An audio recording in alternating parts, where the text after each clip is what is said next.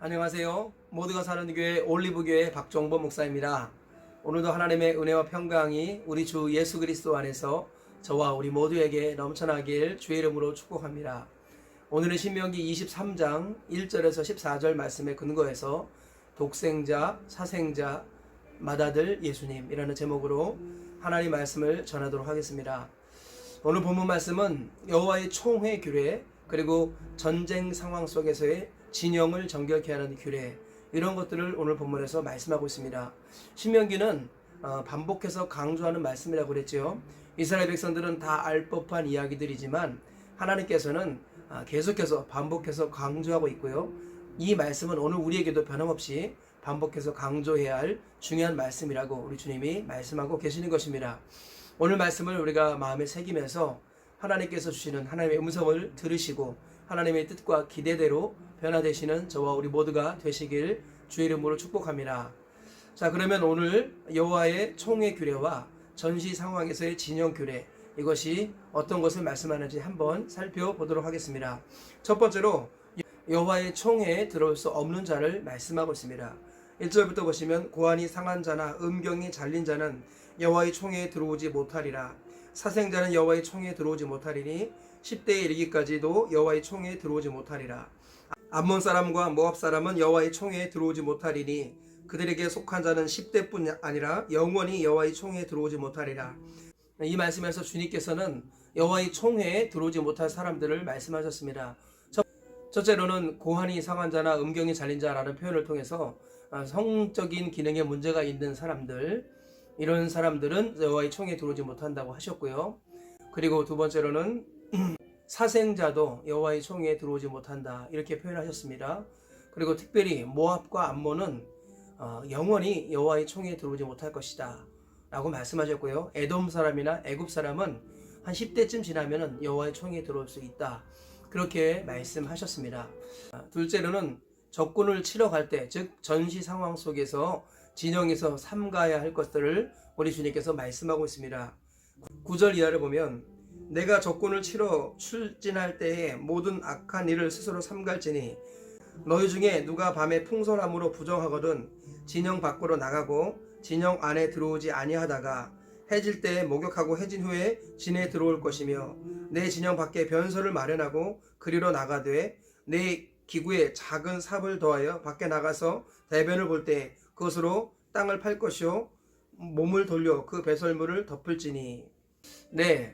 전쟁을 치르기에 앞서 출진하기 전에 조심해야 될 것을 말하는데, 첫 번째로는 밤에 몽설한 사람, 몽정 비슷하게 밤에 정액이 쏟아져 나온 사람들, 이런 사람들은 진영 밖으로 나가서 정결을 하게 되면 밤에 들어오라. 저녁에 또 하나는 대변을 볼 때 진 밖에서 대변을 보고 흙으로 덮으라, 그런 말씀을 하셨습니다.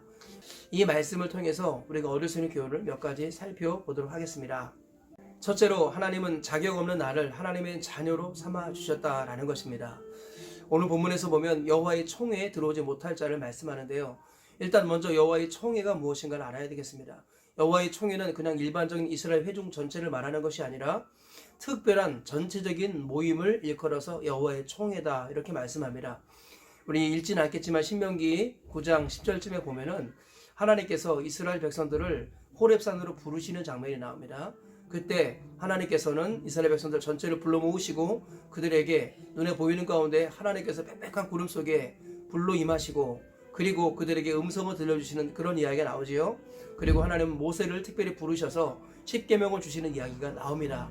그때 이스라엘 백성들이 하나님 앞에 전체 모였을 때 그것을 여호와의 총회다, 이렇게 말씀합니다.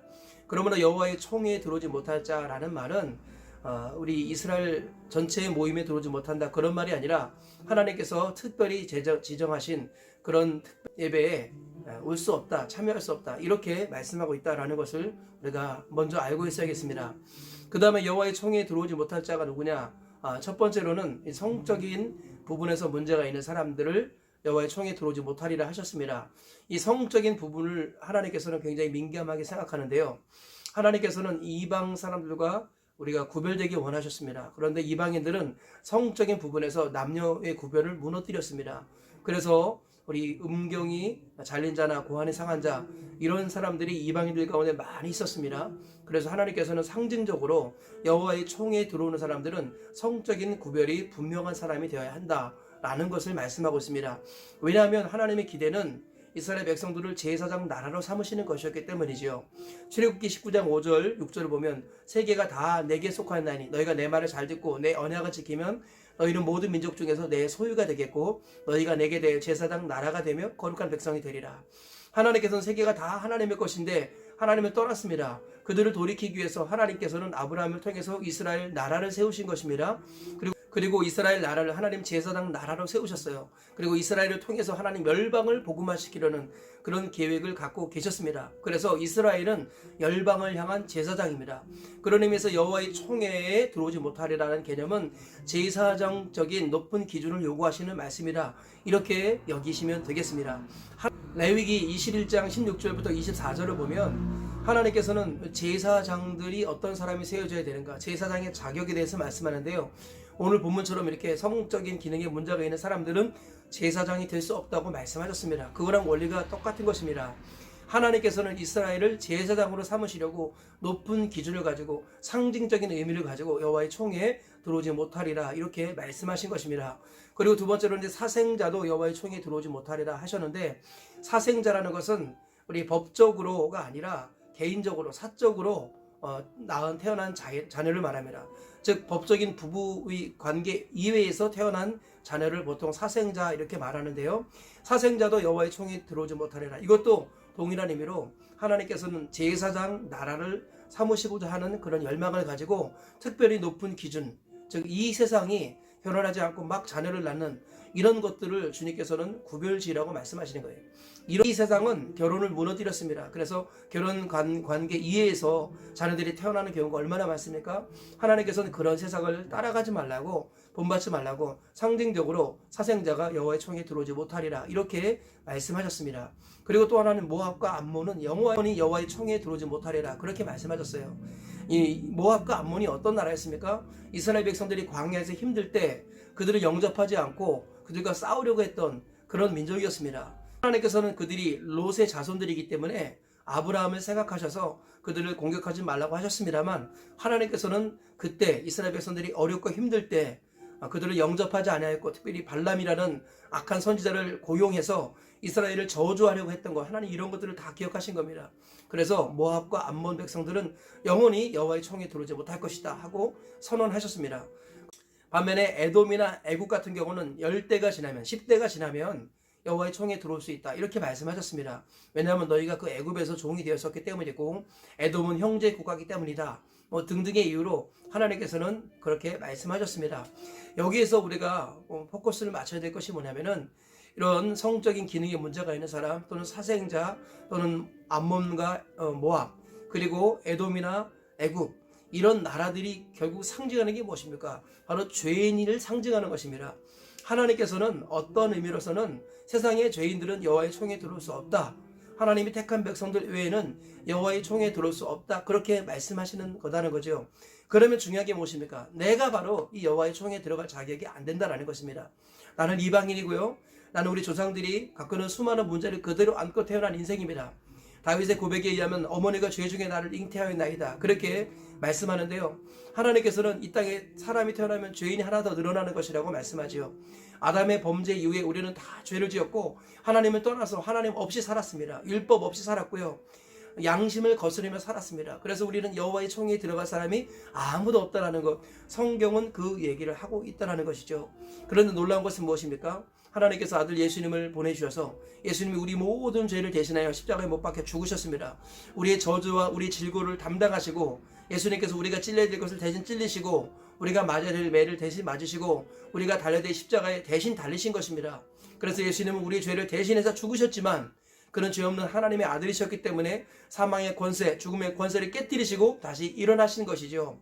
그래서 누구든지 하나님의 아들 예수님을 나의 주인으로 믿고 고백하고 그분이 부활하신 사실을 믿고 영접하면 하나님의 자녀가 되는 권세와 특권을 누리겠다고 주님이 말씀하셨습니다. 하나님은 자격 없는 나를 멸하지 아니하시고 자격 없는 나를 하나님의 자녀로 예수 그리스도 안에서 삼아 주셨다는 것입니다.